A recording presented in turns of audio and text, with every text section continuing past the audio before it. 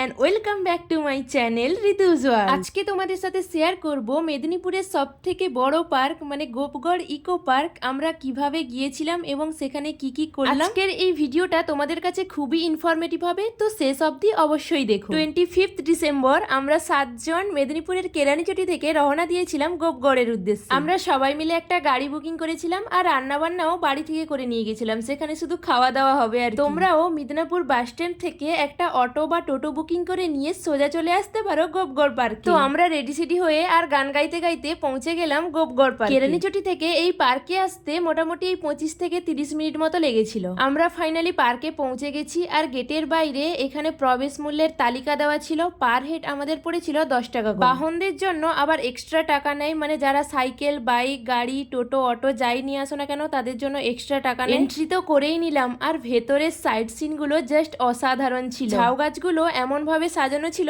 মনে হচ্ছিল কোনো পাহাড়ে চলে এসেছে। আর আজ যেহেতু বড়দিন ছিল তাই এইসব জায়গাগুলোতে প্রচুর ভিড় ছিল। অনেকে এখানে এসে পিকনিক করছে, রান্না বান্না করে খাচ্ছে, বাট আমরা রান্না বান্না সব করে নিয়ে এসেছি কারণ এখানে এসে প্রচুর ছবি তুলবো। ফার্স্টেই একটা জায়গা ম্যানেজ করে সবাই মিলে বসার জন্য এই বেড কভার গুলো দেওয়া হয়েছিল। আরেকটা ইনফরমেশন জানিয়ে রাখি, এখানে বসে খাওয়া দাওয়ার জন্য এক্সট্রা চার্জ নেই, মানে টোটাল এই 150 টাকা মতো নিয়েছিল। একটা ব্যাগের মধ্যে কন্টেনার করে খাবার গুলো নিয়ে আসা হয়েছিল। বড়দিন বলে কথা, কেক তো খেতেই হবে তাই না। আর এতগুলো কুরকুরে বিঙ্গো সবকিছুই সাজিয়ে রাখা হয়েছিল। চলো সবার সাথে আগে পরিচয় করিয়ে দিই। এই হলো ফটোশুট করছে আমাদের দাদা, আর এই হলো সৌরিনাদি তার উডবি হাজবেন্ড, আর এই হলো তানিশ, এটা হলো তো ঝিলিক, আর আমাদের বৌদি, আর আমি তো আছি তাই না। নেক্সট সবাইকে এক একটা করে কেকের পিস দিয়ে দেওয়া হলো আর আমরা সবাই মিলে খাচ্ছিলাম আর ভিডিওটাও করে নিচ্ছিলাম। এই কেক খাওয়া আর ভিডিও করার চক্করে আমরা ভুলেই গেছিলাম যে কুরকুরে খাওয়ার কথা। এসে দেখলাম কুরকুরে প্রায় শেষের পথে, কিন্তু দাদা আমাদের জন্য আরো অনেকগুলো রেখেছিল। এই যে সবার প্যাকেটগুলো পড়ে আছে,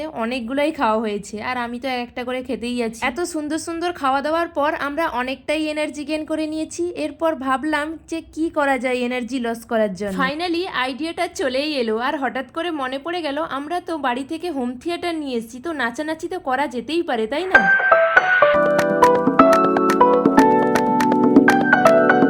আমরা সবাই মিলে আবদার করলাম দাদা বৌদিকে একটা গানে নাচার জন্য।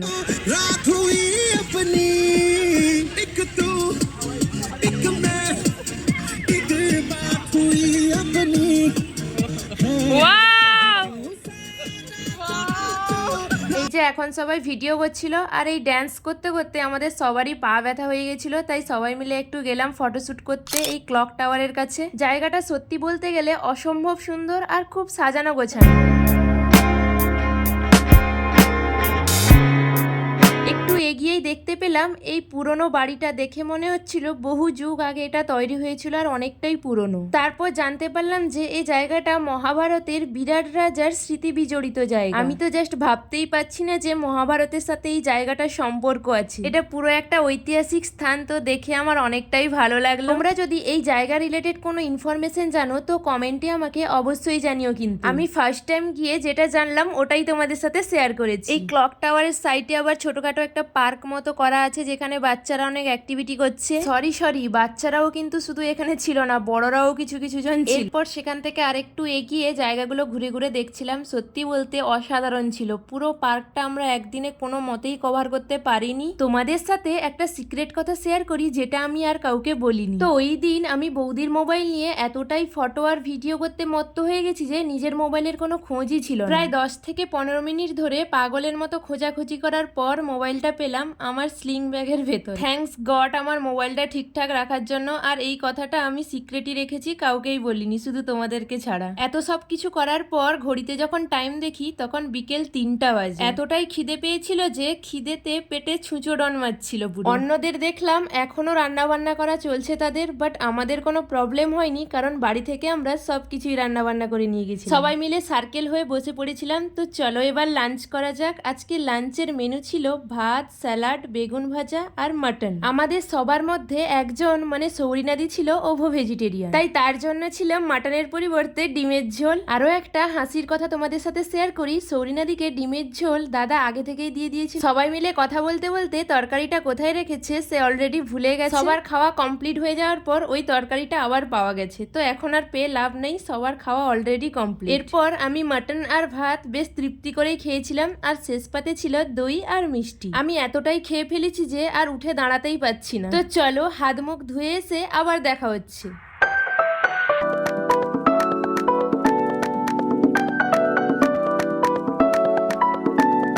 এরপর আমরা চারিদিকটা ঘোরাঘুরি করছিলাম, তারপর কিছু ফটো এবং ভিডিও শুট করার পর বাড়ির উদ্দেশ্যে রওনা দিয়ে রাস্তার সাইড দিয়ে যাওয়ার সময় ফার্স্টেই চোখে পড়লো গোপ কলেজ, যেখানে আমার বান্ধবীরা অনেকেই এখানে পড়াশোনা করে, আর তারপর ছিল বিদ্যাসাগর ইউনিভার্সিটির থার্ড গেট। এরপর রুমে এসে আবার রেডি হয়ে পড়লাম চার্চের মেলা দেখতে যাওয়ার জন্য। আর শুনেছি মিদনাপুরের এটা সব থেকে বড় মেলা, আর এর আগের বছর যেহেতু আমি বাড়ি চলে গেছিলাম তাই আর এই সৌভাগ্যটা আমার হয়। তো এই বছর ভাবলাম মেলা দেখে তারপরই যাব এখান থেকে। আর এত সুন্দরভাবে লাইট দিয়ে চারিদিকটা সাজিয়েছিল, দেখে পুরো চোখ জুড়িয়ে যাচ্ছিল। সত্যি বলতে অসাধারণ লাগছিল। এখানে আজ এতটাই ভিড় ছিল যে দুর্গাপুজোর সময় শ্রীভূমিতেও এত ভিড় হয় না। মোটামুটি ভিড় ঠেলে মেলার ভিতরে তো ঢুকতে পেরেছি, বাট চার্চের ভেতরে আর ঢুকতে পারিনি, এতটাই ভিড় ছিল।